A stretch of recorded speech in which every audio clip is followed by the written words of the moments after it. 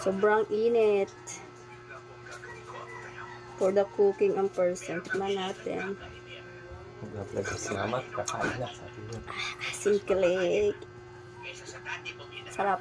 Nag-vlog na mama, kakain na, sabi ng dingding ko.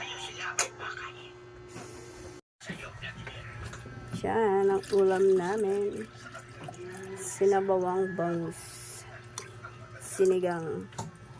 Ang halo ay pechay.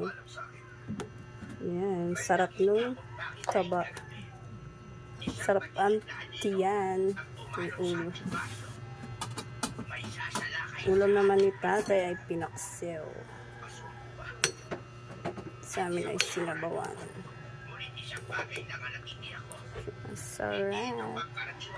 Fresh din yung gulay from bakuran.